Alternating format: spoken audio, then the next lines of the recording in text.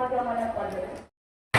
Lakshmi Hebbalkar madam ಅವರು ಆಗಮಿಸ್ತಾ ಇದ್ದಾರೆ. ಹಾಗೆ ನಮ್ಮ ನಿಮ್ಮೆಲ್ಲರ ಪ್ರೀತಿಯ ನಮ್ಮೂರಿನ ಹೆಣ್ಮಗಳು ಗ್ಯಾರಂಟಿ ಪ್ರಾಧಿಕಾರದ ಉಪಾಧ್ಯಕ್ಷರು ಆದಂತಹ ಶ್ರೀಮತಿ ಪುಷ್ಪಾ ಮುನ್ನಾಳ್ ಮೇಡಮ್ ಕೂಡ ಆಗಮಿಸಿದ್ದಾರೆ.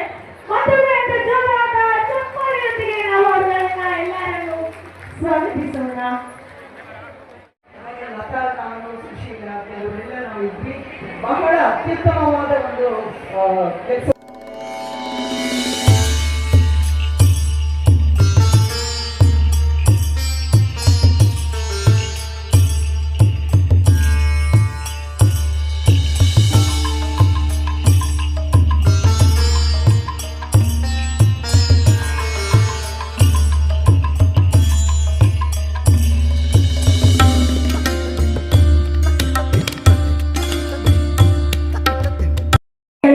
ಅಷ್ಟೇ ಅಲ್ಲ, ಏನು ಸುವರ್ಣ ಸಂಭ್ರಮದ ಯೋಜನೆಯನ್ನೂ ಸೇರಿ ಎಲ್ಲವೂ ಅದ್ಭುತ ಯಶಸ್ಸನ್ನ ಕಾಣಲಿ.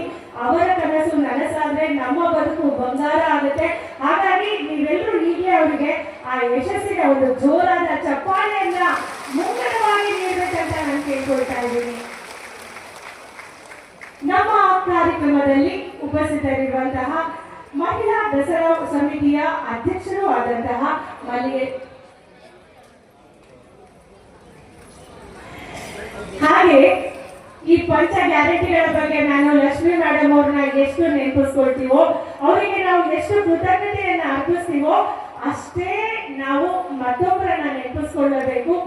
ಮುಡಿಯಲ್ಲಿ ಮಲ್ಲಿಗೆಯನ್ನ ಮುಡಿದಿದ್ರು ಕೂಡ ಮನಸ್ಸಿನಲ್ಲಿ ಮಲ್ಲಿಗೆ ಅಂತ ಮನಸ್ಸನ್ನೇ ಹೊಂದಿರುವ ನಮ್ಮೂರಿನ ಹೆಣ್ಮಗಳು ಸದಾ ನಮಗೆ ಕಾಣ್ತಾ, ನಮ್ಗೆ ಅವಾಗವಾಗ ಸಿಗ್ತಾ ಇರುವಂತಹ, ಅಷ್ಟೇ ಅಲ್ಲ ಯಾವತ್ತೂ ಹೆಣ್ಣು ಮಕ್ಕಳಿಗೆ ನೀವು ಏನೇ ಮಾಡಿ ಒಳ್ಳೇದಾಗ್ಬೇಕಂತ ಹಾರೈಸುವಂತಹ ಹೆಣ್ಣು ಮಗಳು, ಹೆಮ್ಮೆಯ ಹೆಣ್ಣು ಮಗಳಾದಂತಹ ಗ್ಯಾರಂಟಿ ಪ್ರಾಧಿಕಾರದ ಉಪಾಧ್ಯಕ್ಷರು ಆದಂತಹ ಪುಷ್ಪಾ ಅಮರನಾಥ್ ಮೇಡಮ್ ಅವರ ಶುಭಾಶಯದ ನುಡಿಗಳು ನಮಗಾಗಿ. ಮಹಿಳಾ ದಸರಾ ಪರವಾಗಿ ಈ ಕಾರ್ಯಕ್ರಮವನ್ನು ದಿನಾಂಕ 23/9/2025ರಿಂದ 26/9/2025 ಉದ್ಘಾಟನಾ ಕಾರ್ಯಕ್ರಮವನ್ನು ಶುರು ಮಾಡಿದಂತ ಆಗಮಿಸಿದಂತ ಮಾನ್ಯ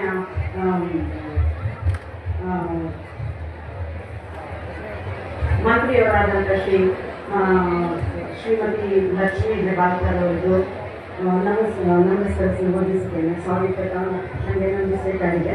ಮಾನ್ಯ ಗ್ಯಾರಂಟಿ ಯೋಜನೆಯಲ್ಲಿ ಭಾಗಿಯಾದಂಥ ಪುಷ್ಪಾ ಅಮರನಾಥ್ ಅವರವರೇ ಹಾಗೂ ಅಧ್ಯಕ್ಷರಾದಂಥ ವೀರೇಶ್ವರೇ, ಎಲ್ಲ ಉಪಾಧ್ಯಕ್ಷರಾದಂಥ ಈ ಸಮಿತಿಯ ಸದಸ್ಯರುಗಳೇ, ಸಾರ್ವಜನಿಕರೇ, ಮಹಿಳೆಯರೇ ಹಾಗೂ ಎಲ್ಲ ನೆರೆದಂಥ ಮಾಧ್ಯಮ ಮಿತ್ರರವರೇ, ಎಲ್ಲರಿಗೂ ವಂದಿಸುತ್ತಾ ಈ ದಿನಾಂಕ ಇಂದು ಈ ಶ್ರದ್ಧೆಯ ಪಡಿತವಾದ ಸಂಸ್ಕೃತಿಯ ಪರಿಮಳ ಹರಡುವ ದಸರಾ ಹಬ್ಬದ ಸಂದರ್ಭದಲ್ಲಿ ನಾವು ಇಲ್ಲಿ ಮಹಿಳೆಯರ ಕಾರ್ಯಕ್ರಮವನ್ನು ಒಂದಾಗಿ ಸೇರಿರುವುದು ತುಂಬ ಸಂತೋಷ ಉಂಟು ಮಾಡಿದೆ.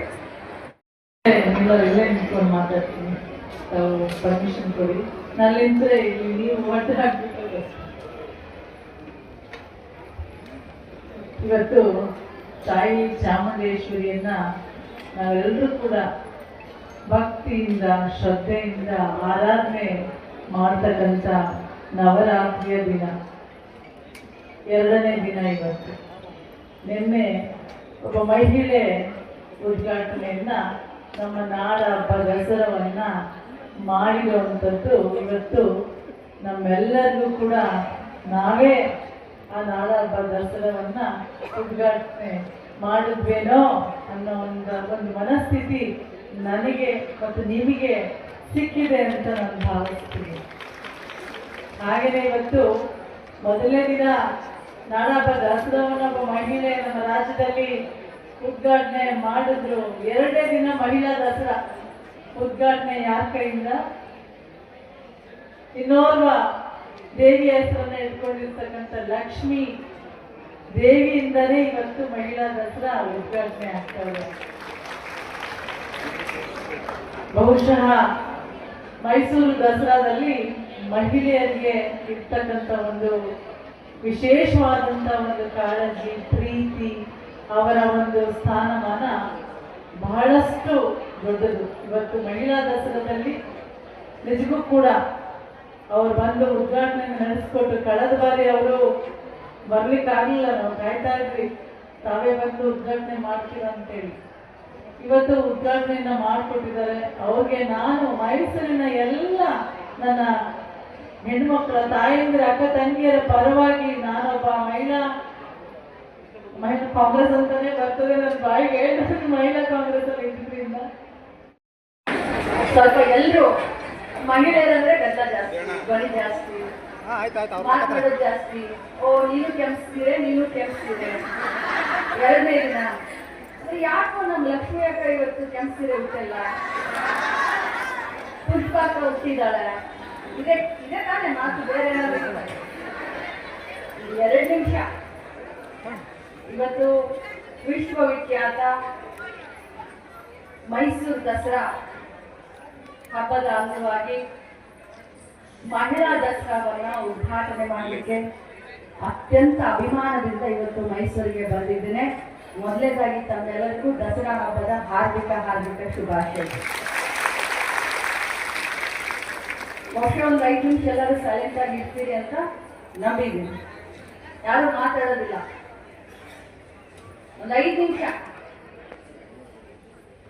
ಕಾರ್ಯಕ್ರಮದ ವೇದಿಕೆ ಮೇಲೆ ಕುಳಿತಂತ ಗ್ಯಾರಂಟಿ ಸಮಿತಿಯ ಉಪಾಧ್ಯಕ್ಷರಾದಂಥ ಸಹೋದರಿ ಪುಷ್ಪ ಅಮರನಾಥ್ ಅವರೇ, ನಮ್ಮ ಮಹಿಳಾ ದಸರಾ ಹಬ್ಬದ ಉಪ ಸಮಿತಿಯ ಉಪಾಧ್ಯಕ್ಷರಾದಂಥ ಮಲ್ಲಿಗೆ ವೀರ, DS ಆದಂಥ ಇನ್ನೋರ್ವ ಸವಿತಾ ಅವರೇ, ಲತಾ ಮೋಹನ್ ಅವರೇ, ಶಿಲ್ಪಶ್ರೀ ಅವರೇ, ಮಂಜುಳಾ ಮಂಜುನಾಥ್ ಅವರೇ, ವರಲಕ್ಷ್ಮಿ ಅವರೇ, ಶಶಿರೇಖಾ ಅವರೇ, ಶಶಿಕಲಾ ಅವರೇ, ಮಲೇಗೌಡ, ಲತಾ ಮತ್ತು ಎಲ್ಲ ಸಮಿತಿಯ ಸದಸ್ಯರೇ, ಸುಶ್ಲಾ ಅಕ್ಕ ಅವರೇ, ನಮ್ಮ DD ಆದಂಥ ಬಸವರಾಜ್ ಅವರೇ, ಬಂಧುಗಳೇ, ತಮಗೆಲ್ಲರಿಗೂ ಗೊತ್ತಿದೆ ನಮ್ಮ ಸವಿತಾ ಅವರು ಭಾಷಣ ಮಾಡಬೇಕಾದ್ರೆ ಸ್ವಲ್ಪ ನರ್ವಸ್ ಆಗಿ, ಅವರ ವಿಚಾರಗಳು ಬಹಳಷ್ಟಿದ್ವು. ದಸರೆಯ ಹಬ್ಬದ ಸಂಕೇತ ಏನು, ದಸರಾ ಹಬ್ಬವನ್ನ ನಮ್ಮ ನಾಡ ಹಬ್ಬವಾಗಿ ನಾವು ಆಚರಣೆ ಮಾಡ್ತೀವಿ, ಯಾವುದರ ಪ್ರತೀಕ ಅದು? ಮಹಿಳೆಯ ಸ್ವಾಭಿಮಾನದ ಪ್ರತೀಕ, ಮಹಿಳೆಯ ಸಮೃದ್ಧಿಯ ಪ್ರತೀಕ, ಮಹಿಳೆಯ ತಾಳ್ಮೆ ಶಕ್ತಿಯ ಪ್ರತೀಕ. 9 ದಿನ ದೇವಿಯ ಆರಾಧನೆಯನ್ನ ಮಾಡಿ ದುಷ್ಟರ ವಿರುದ್ಧ ಶಿಷ್ಟರ ರಕ್ಷಣೆಯನ್ನ ಮಾಡುವಂತ ದೇವಿಯ ಆರಾಧನೆಯನ್ನ ಮಾಡಿ, ನಾನು ಇಷ್ಟೇ ಒಂದು ಸಂದೇಶವನ್ನ ಕೊಡ್ಲಿಕ್ಕೆ ಇವತ್ತು ಮೈಸೂರಿಗೆ ಬಂದಿದ್ದೇನೆ. ಅದರಲ್ಲೂ ಮೈಸೂರಿನ ಹೆಣ್ಮಕ್ಳು ಹೇಗೆ ಅನಿಸ್ತಾರೆ, ಮೈಸೂರು ಜಿಲ್ಲೆ ಹೆಣ್ಮಕ್ಳು ಹೇಗೆ ಅನಿಸ್ತಾರೆ ಅಂತ ಒಬ್ರು ನನಗೆ ಮಾಧ್ಯಮದವರು ಕೇಳಿದ್ರು. ನಾನು ಹೇಳಿದೆ, ಇಡೀ ವಿಶ್ವಕ್ಕೆ ಸಂಸ್ಕೃತಿಯ ರುಚಿಯನ್ನ ಕೊಟ್ಟಂತ ಮೈಸೂರು ಜಿಲ್ಲೆ, ಅದರಲ್ಲೂ ಆ ಮೈಸೂರು ಜಿಲ್ಲೆಯ ಹೆಣ್ಮಕ್ಳು ಅಂತಂದ್ರೆ ಹೇಳಲಿಕ್ಕೆ ಸಾಧ್ಯನ? ನಮ್ಮ ಸಾಂಸ್ಕೃತಿಕ ಪರಂಪರೆಯನ್ನು, ಈ ಒಂದು ಏನು ಮೈಸೂರು ದಸರಾ ಆಚರಣೆಯನ್ನ ಕಳೆದ 400 ವರ್ಷದಿಂದ ರಾಜರು ಆಚರಣೆ ಮಾಡ್ಕೊಂಡು ಬರ್ತಾ ಇದ್ರು. ಈಗ ಸರ್ಕಾರ ಬಹಳಷ್ಟು ವಿಜೃಂಭಣೆಯಿಂದ ಈ ಒಂದು ಆಚರಣೆಯನ್ನು ಮಾಡ್ತಾ ಇದೆ. ಅದರಲ್ಲೂ ಇವತ್ತು ವಿಶೇಷವಾಗಿ ಏನು ನಮ್ಮ ಮಹಿಳೆಯರು ಇತ್ತೀಚಿನ ದಿನದಲ್ಲಿ ತಮ್ಮ ಸ್ವಂತ ಶಕ್ತಿಯಿಂದ ತಮ್ಮ ಮನೆತನವನ್ನ ಮುಂದೆ ತರಲಿಕ್ಕೆ, ಮಕ್ಕಳ ವಿದ್ಯಾಭ್ಯಾಸವನ್ನ ಮಾಡಲಿಕ್ಕೆ, ತಮ್ಮ ಆರೋಗ್ಯವನ್ನ ಕಾಪಾಡಲಿಕ್ಕೆ ಏನು ತಾವು ಸ್ವಶಕ್ತಿ ಸಹಾಯ ಗುಂಪನ್ನ ಕಟ್ಕೊಂಡು ಅಥವಾ ಸ್ವಾಭಿಮಾನದಿಂದ ಸ್ವಾವಲಂಬನೆ ಜೀವನವನ್ನ ಮಾಡ್ತಾ ಇರುವಂತ ಅನೇಕ ಇವತ್ತು ನನ್ನ ಅಕ್ಕ ತಂಗಿಯರ ಮಳಿಗೆಗಳನ್ನ ಬಹಳಷ್ಟು ಪ್ರೀತಿಯಿಂದ ನಾನು ಉದ್ಘಾಟನೆ ಮಾಡಿದೆ. ಅದರಲ್ಲೂ ವಿಶೇಷವಾಗಿ ಗೃಹಲಕ್ಷ್ಮಿಯ ಹಣದಿಂದ ಒಂದು 4-5 ಮಳಿಗೆಗಳನ್ನ ಉದ್ಘಾಟನೆ ಮಾಡುವಂತ ಸಂದರ್ಭದಲ್ಲಿ ನನಗೆ ಎಲ್ಲೋ ಒಂದು ಸ್ವಾರ್ಥಕತೆಯ ಭಾವನೆ ಮೂಡಿಸಿತ್ತು. ನಮ್ಮ ಸರ್ಕಾರದ ಚಿಂತನೆ, ಮಾನ್ಯ ಮುಖ್ಯಮಂತ್ರಿಗಳಾದಂಥ ಸಿದ್ದರಾಮಯ್ಯನವರ ಚಿಂತನೆ ಏನಾಗಿತ್ತು ಅಂತಂದ್ರೆ, ಮಹಿಳೆಯರಿಗೆ ಆರ್ಥಿಕವಾದಂತ ಸ್ವಾವಲಂಬನೆ ಜೀವನ ಕೊಡ್ಲಿಕ್ಕೆ ಈ ಒಂದು ಕರೋನಾ ಸಂದರ್ಭದಲ್ಲಿ ಈ ಒಂದು ಪಕ್ಕದವರ ಎದುರುಗಡೆ ಎದ್ದು ನಿಂತು ಸ್ವಾಭಿಮಾನದ ಜೀವನವನ್ನ ಮಾಡ್ತೀನಿ ಅಂತ ಮಹಿಳೆಯರು ಪಣ ಕೊಟ್ಟಂಗೆ ಕಾಣಿಸ್ತಾ ಇದೆ ನನಗೆ. ವಿಶೇಷವಾಗಿ ಕಷ್ಟದಲ್ಲಿ ಆ ಕಷ್ಟಗಳನ್ನ ನಿರ್ವಹಣೆ ಯಾವ ಚಾಣಕ್ಷತನದಿಂದ ಮಹಿಳೆ ಮಾಡ್ತಾಳಂದ್ರೆ, ಆ ಚಾಣಾಕ್ಷ ಬುದ್ಧಿ ಗಂಡಸರಿಗೆ ಬರಲಿಕ್ಕೆ ಸಾಧ್ಯ ಇಲ್ಲ. ಒಬ್ಬ ಮಹಿಳೆ 500 ರೂಪಾಯಿದಲ್ಲೂ ಕೂಡ ಸಂಸಾರವನ್ನ ಮಾಡುವ ಚಾಣಾಕ್ಷ ಬುದ್ಧಿ ಇರುತ್ತೆ. 500 ರೂಪಾಯಿ ಕೊಟ್ಟು ಅದರಲ್ಲಿ ಚೆನ್ನ ಸಂಸಾರ ಮಾಡ್ತಾಳೆ, 1,00,000 ರೂಪಾಯಿ ಕೊಟ್ಟು ಸಂಸಾರ ಮಾಡ್ತಾಳೆ. ಆ ಉಳಿತಾಯ ಅಂತ ಒಂದು ಮಾತು ಬಂದ್ರೆ ಆ 500 ರೂಪಾಯಿಯಲ್ಲೇ 5 ರೂಪಾಯಿಯನ್ನ ಭವಿಷ್ಯಕ್ಕೆ ಅನುಕೂಲ ಆಗಲಿ ಅಂತ ಉಳಿತಾಯದ ಬುದ್ಧಿ ಕೂಡ ನಮ್ಮ ಮಹಿಳೆಯರಿಗಿದೆ. ಇವತ್ತು ಎಷ್ಟೋ ಎತ್ತರಕ್ಕೆ ಮಹಿಳೆ ಬೆಳೆದಿದ್ದಾರೆ. ಇವತ್ತು ಹೂ ಕಟ್ಟುವಂತ ಒಬ್ಬ ಮಲ್ಲಮ್ಮನ ಹಿಡ್ಕೊಂಡು ಚಂದ್ರಯಾನ ಮಾಡಿದಂತ ಮಹಿಳೆ ನೋಡಿ.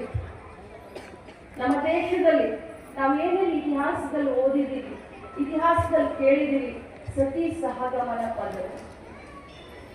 ಗಂಡ ಸತ್ರೆ ಇದೇ ದೇಶದಲ್ಲಿ, ಇದೇ ನಾಡಿನ, ಇದೇ ಮಣ್ಣಿನ ಮಹಿಳೆಯರು ಗಂಡ ಸತ್ರೆ ಗಂಡನ ಜೊತೆ ತನ್ನ ಪ್ರಾಣವನ್ನ ಕೂಡ ತ್ಯಾಗ ಮಾಡೋದನ್ನ ಇದೇ ದೇಶದಲ್ಲಿ, ಇದೇ ಮಣ್ಣಿನಲ್ಲಿ ನೋಡಿದ್ದೇವೆ. ಗಂಡ ಸತ್ರೆ ತಲೆಯನ್ನ ಬೋಳಿಸ್ಕೊಳ್ಳುವಂತ ಅನಿಷ್ಟ ಪದ್ಧತಿಗಳನ್ನು ಕೂಡ ನಮ್ಮ ಮಹಿಳೆಯರು ಹಿಂದಿನ ಕಾಲದಲ್ಲಿ ಇಲ್ಲೇ ನೋಡಿದ್ದಾರೆ. ಆದ್ರೆ ಇವತ್ತು ಅದೇ ಗಂಡಸರು, ಅದೇ ತಂದೆ, ಅದೇ ಅಣ್ಣ, ಅದೇ ತಮ್ಮ, ನನ್ನ ಮನೆಯ ಮಗಳು ಸ್ವಾಭಿಮಾನದಿಂದ ಜೀವನ ಮಾಡಲಿ ಅಂತ ಇವತ್ತು ಪುರುಷರು ಕೂಡ ಮಹಿಳೆಯರಿಗೆ ಸಪೋರ್ಟ್ ಮಾಡ್ತಾ ಇದ್ದಾರೆ. ಅದು ಬೆಳವಣಿಗೆ, ಅದು ಬದಲಾವಣೆ, ಅದು ಸಮಾಜಮುಖಿಯಾದಂತ ಚಿಂತನೆ. ಇವತ್ತು ನಾವು ಬೆಳೆದಿದ್ದೀವಿ ಅಂತ ನಾವು ಬಹಳಷ್ಟು ನಾವು ಹೇಳ್ಕೊಳ್ಳೋದಕ್ಕಿಂತ ಇವತ್ತು ಪುರುಷರ ಸಹಕಾರ ಕೂಡ ನಮ್ಗೆ ಅಷ್ಟೇ ಸಿಗ್ತಾ ಇದೆ ಅಂತ ಅವ್ರಿಗೂ ಕೂಡ ಒಂದು ಜೋರಾದ ಚಪ್ಪಾಳೆಯನ್ನ ತಟ್ಟಬೇಕು ಅಂತ ಹೇಳ್ತಾರೆ. ನಿನ್ನೆ ವಿಶೇಷವಾಗಿ ಮೈಸೂರು ದಸರಾವನ್ನ ನಮ್ಮ ಕರ್ನಾಟಕ ಸಾಹಿತ್ಯಕ್ಕೆ, ದೇಶದ ಸಾಹಿತ್ಯದ ಇತಿಹಾಸಕ್ಕೆ ಬೂಕರ್ ಪ್ರಶಸ್ತಿಯನ್ನ ತಂದು ಕೊಟ್ಟಂತ ಕರ್ನಾಟಕದ ಹೆಮ್ಮೆಯ ಪುತ್ರಿ ಬಾನು ಮುಸ್ತಾಕ್ ಅವರ ಕಡೆಯಿಂದ ನಮ್ಮ ದಸರೆ ಹಬ್ಬವನ್ನು ಮಾನ್ಯ ಮುಖ್ಯಮಂತ್ರಿಗಳು ಉದ್ಘಾಟನೆ ಮಾಡಿದರು. ನಮಗೂ ಕೂಡ ಹೆಮ್ಮೆ. ಒಬ್ಬ ಮಹಿಳೆ, ಒಬ್ಬ ಮೈನಾರಿಟಿ ಕುಟುಂಬದಲ್ಲಿ, ಆ ಕುಟುಂಬದಲ್ಲಿ ಯಾವ ರೀತಿ ಆಚಾರ ವಿಚಾರಗಳಿರ್ತಾವೆ ತಮಗೆ ಗೊತ್ತು. ಮನೆಯಿಂದ ಹೊರಗಡೆ ಬಂದರೂ ಕೂಡ ಇವತ್ತು ಕೂಡ ಅವರು ತಮ್ಮ ಇದನ್ನ ಪಾಲಿಸ್ತಾರೆ. ಆದ್ರೆ ಅಂತ ಕುಟುಂಬದಲ್ಲಿ ಹುಟ್ಟಿದಂತ ಒಬ್ಬ ಹೆಣ್ಣುಮಗಳು ಸಾಹಿತ್ಯಕ್ಕೆ ಒಂದು ಮೆರಗನ್ನ ತಂದು ನಮಗೆ ಒಂದು ಪ್ರಶಸ್ತಿಯನ್ನು ಕೊಡಿಸಿದ್ದಾರೆ ಅಂತಂದ್ರೆ ಈ ಮಹಿಳಾ ದಸರಾದ ವೇದಿಕೆಯಿಂದ ನಾನು ಅವರಿಗೆ ಅಭಿನಂದಿಸಲಿಕ್ಕೆ ನಾನು ಬಯಸ್ತೇನೆ.